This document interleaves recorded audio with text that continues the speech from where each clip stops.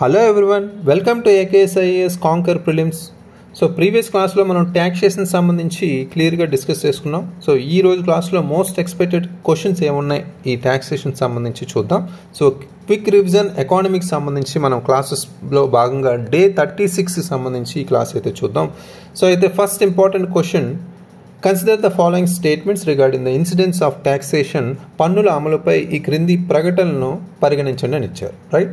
So ఇక్కడ first statements అనేవి గమనించండి. For direct taxes the incidence and impact of the tax are on the same entity. ప్రత్యక్ష పన్నుల విషయంలో పన్ను యొక్క సంభవం మరియు ప్రభావం ఒకే సంస్థపై పడుతుందని ఇచ్చారు. For indirect taxes the incidence and impact are always on the consumer. పరోక్ష పన్నుల విషయంలో సంభవం మరియు ప్రభావం ఎల్లప్పుడూ వినియోగదారులపై పునరావృతం అవుతున్నాయి అని ఇచ్చారు, రైట్. సో ఇక్కడ క్వశ్చన్స్ 1 by 1 నేను రీడ్ చేస్తూ ఉంటాను, మీరు కామెంట్స్లో పోస్ట్ చేయడానికి ట్రై చేయండి. సో వీడియో పాజ్ చేసి మీరు కామెంట్స్లో పోస్ట్ చేయొచ్చు, రైట్. సో ఇక్కడ 2 స్టేట్మెంట్స్ అయితే ఇచ్చారు. మనం నిన్న డిస్కస్ చేసిన కాన్సెప్ట్స్ అంటే ఇన్సిడెన్స్ ఆఫ్ ట్యాక్సేషన్ సంబంధించి చూసుకుంటే, సో ఇక్కడ ముఖ్యంగా డైరెక్ట్ ట్యాక్సెస్లో మనం అర్థం చేసుకుంటే income tax, for example income tax ఉంది. ఇన్కమ్ ట్యాక్స్ సంబంధించి ట్యాక్స్ పేయర్ అనేవాళ్ళు డైరెక్ట్గా ఆ బర్డెన్ అనేది ఫేస్ చేస్తారు, రైట్. సో ఇక్కడ మనకి ఇది ఇన్సిడెన్స్ అంటాం, రైట్. సో అదేవిధంగా ప్రభావం ఎవరికి పడుతుంది, బర్డెన్ కూడా. ఆ ఇంపాక్ట్ అనేది పడేది కూడా గవర్నమెంట్కి. ఫస్ట్ ఇంపాక్ట్ ఈ ఇండివిజువల్ నుంచే వస్తుంది, రైట్. సో అయితే ఇక్కడ మనం ముఖ్యంగా అర్థం చేసుకోవాలంటే సంభవం, ఇన్సిడెన్స్, ప్రభావం ఒకే సంస్థపై పడుతుంది, ఒకే ఇండివిజువల్పై పడుతుంది అనేది ఇక్కడ మనం గమనించాలి, right. So first statement is correct. Second statement గమనిస్తే ఇక్కడ ఇది రాంగ్ స్టేట్మెంట్గా కనిపిస్తుంది. ఎందుకంటే సో ఇండైరెక్ట్ ట్యాక్సెస్ అనేవి ఏవైతే ఉన్నాయో అవి కన్జ్యూమర్కి పాస్ ఆన్ అవ్వచ్చు. అంటే ఇది అబ్సల్యూట్గా డైరెక్ట్గా ఉండదు ఇండైరెక్ట్ ట్యాక్సెస్ అనేది, రైట్. సో ఫర్ ఎగ్జాంపుల్ ఇక్కడ మనకి సమ్ టైమ్స్ ప్రొడ్యూసర్ అనేవాళ్ళు మధ్యలో పార్ట్ ఆఫ్ ద బర్డెన్ అనేది తీసుకోవచ్చు, రైట్. సో అంటే ఇక్కడ ఇండివిజువల్ కానీ లేదా ఫర్ ఎగ్జాంపుల్ ఒక కంపెనీ, సంస్థ కానీ డైరెక్ట్గా బర్డెన్ అనేది ఉండదు. అంటే ఇక్కడ ఇన్సిడెన్స్ అండ్ ఇంపాక్ట్ అనేది ఒకరి మీదే పడదు. ఒక్కొక్కసారి sometimes producer may bear part of the burden అనేది ఇక్కడ గమనించాలి. అంటే ఫర్ ఎగ్జాంపుల్ జిఎస్టీ కేసెస్లో మనం తీసుకోవచ్చు, రైట్.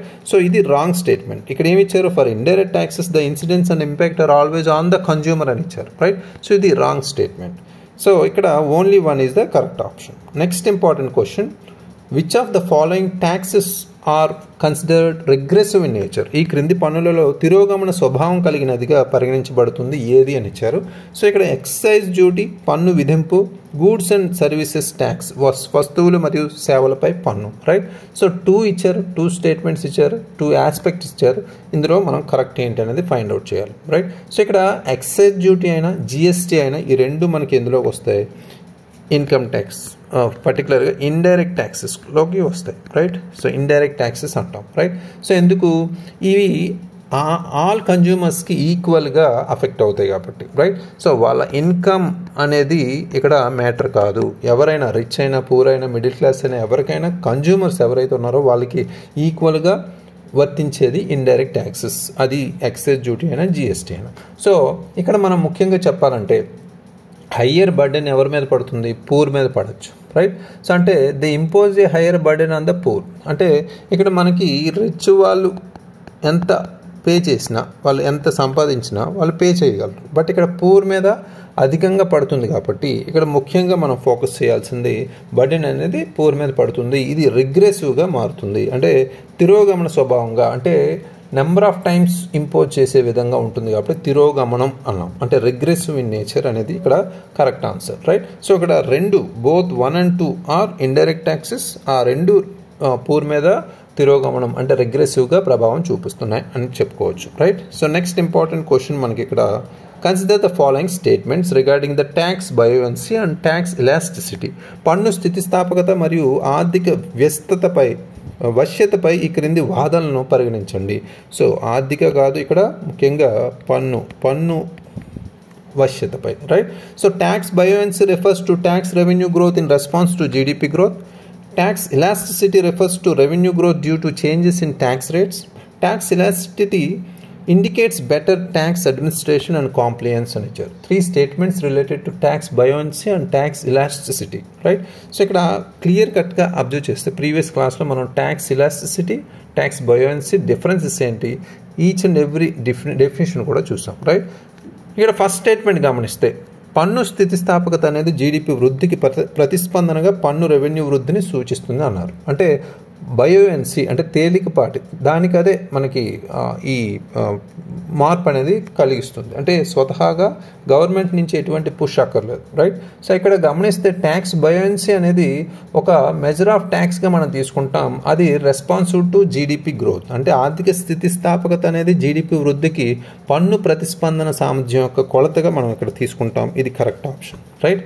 సెకండ్ ఆప్షన్ చూస్తే పన్ను వశ్యత అనేది పన్ను రేట్లలో మార్పుల కారణంగా ఆదాయ వృద్ధిని సూచిస్తుంది అని ఇచ్చారు. అంటే ఇక్కడ స్థితిస్థాపకత అనేది పన్ను రేట్లలో మార్పులు ఆదాయాన్ని ఎలా ప్రభావితం చేస్తాయో సూచిస్తుంది అనేది మనం క్లియర్ కట్గా చెప్పుకోవచ్చు. అంటే elasticity refers to revenue growth due to changes in tax rates. అంటే ఇవి పాలసీ చేంజెస్గా మనం చెప్పుకోవచ్చు, పాలసీ లెడ్ గ్రోత్గా మనం చెప్తాం, రైట్?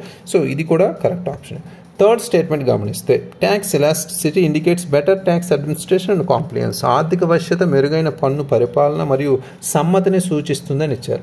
ఇక్కడ ఇది అబ్జర్వ్ చేసుకుంటే ఇది ఆర్థిక స్థితిస్థాపకత కాదు, ఇక్కడ ముఖ్యంగా ఆర్థిక వశ్యత కాదు. మనం గమనిస్తే ఈ స్టేట్మెంట్ ఇది స్థితిస్థాపకత అంటే ట్యాక్స్ బయోన్సీ అనేది ఈ ప్లేస్లోకి వస్తుంది, అది గమనించాలి, రైట్? సో ముఖ్యంగా ఇక్కడ వశ్యత అనేది కాదు, ఇది సమ్మతి పెరుగుదలను ప్రతిబింబిస్తుంది, అది మనం ఇక్కడ అర్థం చేసుకోవాలి. అంటే ఇప్పుడు ట్యాక్స్ మీద చేంజెస్ ఏమీ తీసుకోకుండా దానికి అదే మనకి గ్రోత్ అనేది జీడిపి గ్రోత్ ద్వారా ట్యాక్స్ రెవెన్యూ గ్రోత్ పెరిగింది అనుకోండి, అది మనకి ఇక్కడ మనకి ఫుల్ ఫ్లెడ్జ్డ్గా ట్యాక్స్ అడ్మినిస్ట్రేషన్ కాంప్లియన్స్ మెరుగవుతుంది, రైట్? సో అది క్లియర్గా మనం అర్థం చేసుకోవచ్చు. అయితే third statement wrong, 1 and 2 are the correct statements. ఇక్కడ next important question, with reference to direct and indirect taxes in India, consider the following statements. భారతదేశంలో ప్రత్యక్ష మరియు పరోక్ష పన్నులకు సంబంధించి క్రింది వాటిని పరిగణించండి అని ఇచ్చారు, right? So direct taxes discourage hard work and enterprise. Indirect taxes can be used for specific social policies. Direct taxes are considered regressive. Indirect taxes are easy to collect and administer. So fourth statement మనం గమనిస్తే ప్రీవియస్గా number of tax అంటే merits and demerits of direct and indirect ట్యాక్సెస్ని మనం clear కట్గా discuss చేసుకున్నాం. So తద్వారా మనం ఆలోచిస్తే ఇక్కడ ప్రత్యక్ష పన్నులు కష్టపడి పనిచేయడాన్ని వ్యవస్థాపక స్ఫూర్తిని నిరుత్సాహపరుస్తాయి అనేది మనం ఇక్కడ నిన్న డిస్కస్ చేస్తాం. అంటే ఎక్కువ పన్నులు అంటే అధిక ప్రత్యక్ష పన్నులు అధిక ఆదాయాలను నిరుత్సాహపరిచే అవకాశం ఉంది, రైట్? సో ఇక్కడ మనకి ఇది కరెక్ట్ స్టేట్మెంట్గా చెప్పుకోవచ్చు. నెక్స్ట్ మనకి ఇండైరెక్ట్ ట్యాక్సెస్ అనేది అంటే పరోక్ష పన్నులను నిర్దిష్ట సామాజిక విధానాలకు ఉపయోగించవచ్చు అని ఇచ్చారు. ఇక్కడ మనం అర్థం చేసుకుంటే ఇండైరెక్ట్ ట్యాక్సెస్ అనేవి ఏంటి, మనకి దాన్ని ఫర్ ఎగ్జాంపుల్ సిన్ ట్యాక్సెస్గా మనం పిలుస్తాం ఎగ్జాంపుల్, రైట్?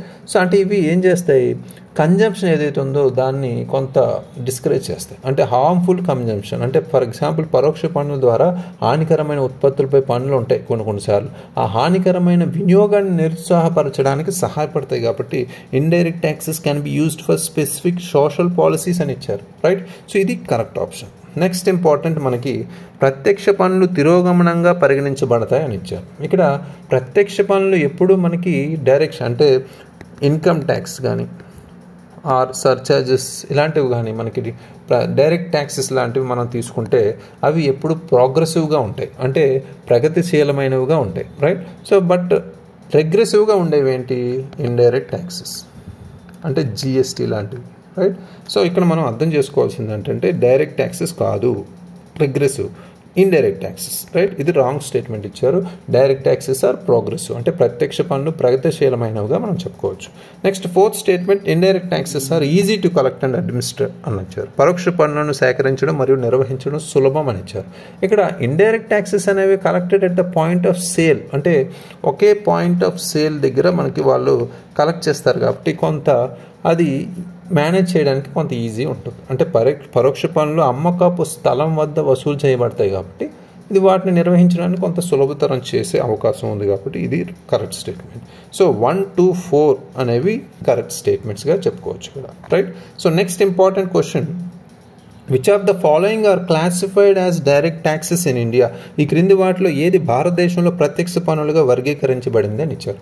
అది వెల్త్ ట్యాక్స్, సంపద పన్ను, ఇన్కమ్ ట్యాక్స్ ఆదాయపు పన్ను, సెక్యూరిటీస్ ట్రాన్సాక్షన్ ట్యాక్స్ విలువ లావాదేవీలపై పన్ను. ఈ 3 స్టేట్మెంట్స్ మనం అర్థం చేసుకుంటే, సో ఇక్కడ సెక్యూరిటీస్ ట్రాన్సాక్షన్స్ ట్యాక్స్ గురించి మనకి డిస్కస్ చేసుకున్నాం.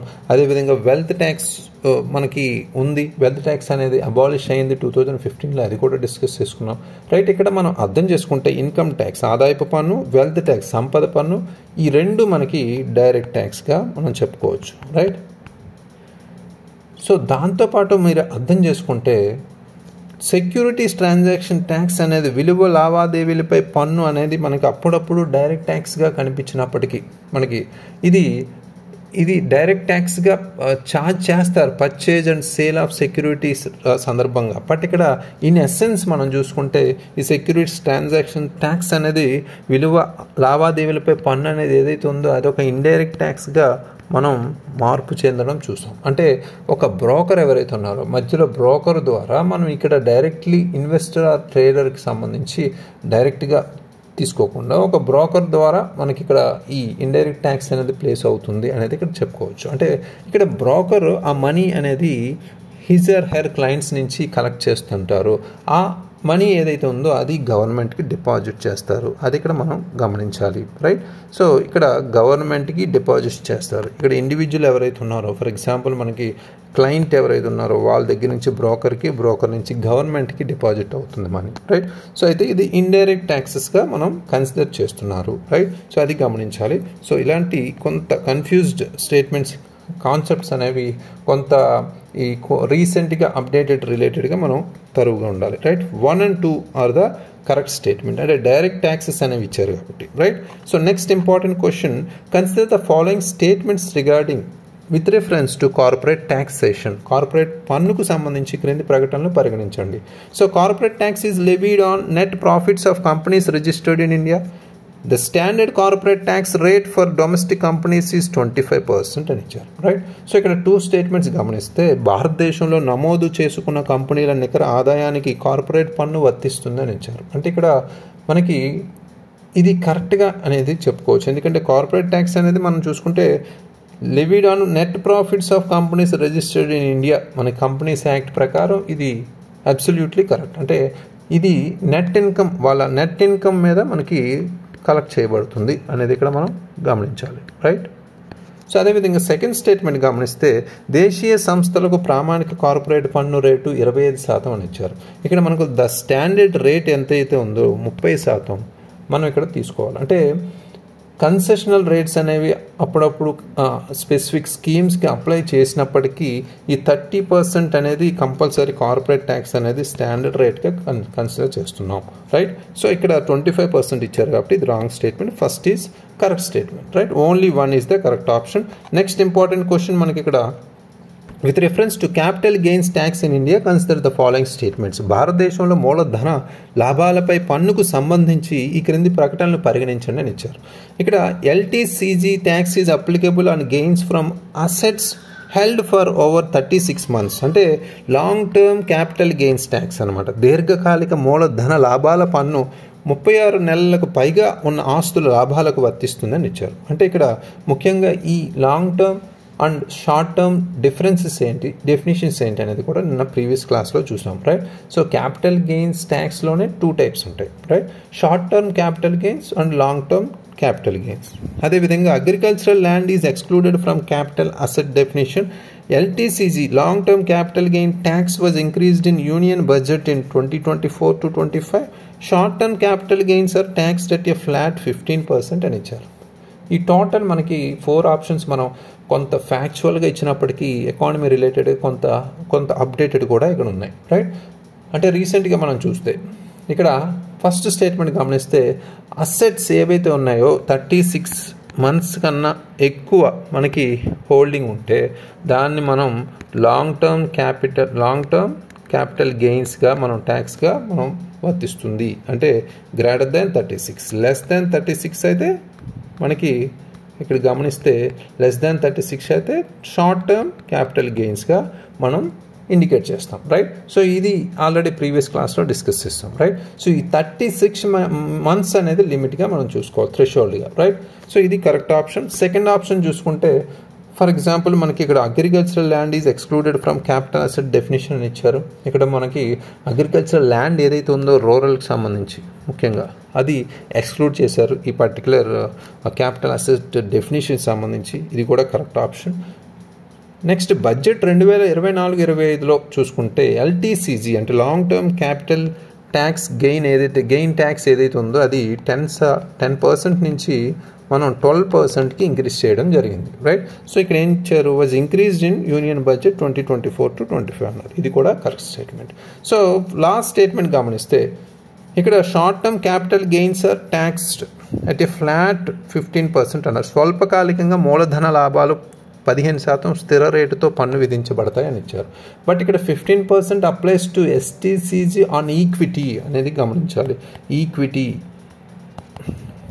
ఈక్విటీ రూపంలోనే అందరికీ వర్తిస్తుంది కానీ నాట్ యూనివర్సల్లీ అనేది మనం ఇక్కడ అర్థం చేసుకోవాలి. ఈ స్టేట్మెంట్ మనకి ఇక్కడ రాంగ్ స్టేట్మెంట్గా కనిపిస్తుంది. అంటే ఫ్లాట్ 15% అనేది మనకి ఇక్కడ అర్థం చేసుకుంటే, సో ముఖ్యంగా short term capital gains R tax at a flat 15% అనే స్టేట్మెంట్ ఇచ్చారు. అది నాట్ యూనివర్సల్ ఇక్కడ, అంటే ఆన్ ఈక్విటీ మనం ఇక్కడ అప్లై చేస్తుంది 15% అనేది ఇక్కడ గమనించాలి sir, right. 1, 2, 3 are the correct statements ఇక్కడ. Next important question, the following are true regarding minimum alternate tax. కనీస ప్రత్యామ్నాయ పన్నుకు సంబంధించి క్రింది ప్రకటనలు ఖచ్చితంగా ఉన్నాయి అని ఇచ్చారు, రైట్. సో ఏ ప్రకటనలు ఖచ్చితంగా ఉన్నాయి అనేది మనం గమనించాలి. ఇక్కడ first statement, it was introduce to tax zero tax companies. It applies to both domestic and foreign companies. MAT is calculated on net profit after all deductions. So 3 statements చూసుకుంటే సున్నా పన్నులతో కంపెనీలను ఆకర్షించడానికి పరిచయం చేయబడింది ఈ మ్యాట్ మినిమం ఆల్టర్నేట్ ట్యాక్స్ అనేది ఇచ్చారు. అంటే ఫస్ట్ స్టేట్మెంట్ మనం గమనిస్తే కరెక్ట్ స్టేట్మెంట్. నెక్స్ట్ మనం ఇది దేశీయ మరియు విదేశీ కంపెనీలకు వర్తిస్తుందని ఇచ్చారు. సెకండ్ స్టేట్మెంట్ గమనిస్తే, సో ఈ సెకండ్ స్టేట్మెంట్ అంటే both domestic and foreign companies, మనం బుక్ ప్రాఫిట్స్ సంబంధించి మనం అర్థం చేసుకున్న కంపెనీస్ సంబంధించి తక్కువ లిమిట్లో మనకి ట్యాక్స్ ఎవరైతే పే చేస్తారో దానికి సంబంధించి మనం చూసుకుంటే కొన్ని ఎగ్జంప్షన్స్ డిడక్షన్స్ కొన్ని ఉండడం వల్ల అవి మినిమం ట్యాక్స్ అనేవి పే చేస్తూ ఉంటాయి, రైట్. సో ఇది బోత్ డొమెస్టిక్ ఫారెన్ కంపెనీస్కి అప్లై అవుతుంది కాబట్టి ఇది కూడా కరెక్ట్ ఆప్షన్. నెక్స్ట్ అన్ని తగ్గింపుల తర్వాత నికర లాభంపై మ్యాట్ లెక్కించబడుతుంది అని ఇచ్చారు. అంటే MAT is calculated on net profit after all deductions. మనకి ఏవైతే డిడక్షన్స్ ఉన్నాయో ఎగ్జంప్షన్స్ ఉన్నాయో అవన్నీ తర్వాత మినిమం ట్యాక్స్ అనేది పే చేయబడుతుంది కాబట్టి ఇది కూడా కరెక్ట్ ఆన్సర్. ఇక్కడ 1, 2, 3 all statements are correct answer. Minimum alternative tax also very important for the examinations, right. So next మనకి 9th క్వశ్చన్ చూసుకుంటే, which of the following statements about alternative minimum tax is are correct? కనీస ప్రత్యామ్నాయ పన్నుపై ఈ క్రింది ప్రకటనలో సరైనది ఏది? It is applicable only to companies in India. It ensures a minimum level of tax payment by non-corporate entities. So ఇక్కడ ఇది భారతదేశంలోని కంపెనీలకు మాత్రమే వర్తిస్తుంది అని ఇచ్చారు. ఆల్టర్నేట్ మినిమం ట్యాక్స్ అంటే కనీస ప్రత్యామ్నాయ పన్ను, అదొకటి గమనించాలి. ఈ స్టేట్మెంట్ గమనిస్తే మీరు ఇది ఇంచుమించు మ్యాట్ లానే ఉంటుంది కానీ ఇక్కడ నాన్ కార్పొరేట్ ఎంటిటీస్కి వర్తిస్తుంది. ఫర్ ఎగ్జాంపుల్ మనకి ఎల్ఎల్పీస్ ఉన్నాయి. ఎల్ఎల్పీస్ అంటే లిమిటెడ్ లయబిలిటీ పార్ట్నర్షిప్స్ లేదా పరిమిత బాధ్యత భాగస్వామ్యాలు అంటాం, రైట్. వీటికి వర్తిస్తుంది. అంటే ఇవేంటి నాన్ కార్పొరేట్ కంపెనీస్గా మనం చూసుకోవాలి, బట్ కార్పొరేట్ కంపెనీస్ కాదు. ఇక్కడ ఏమి ఇచ్చారు, it is applicable to companies in India అన్నారు. ఇది wrong statement, right. So next మనకి అర్థం చేసుకుంటే, it ensures a minimum level of tax payment by non corporate entities.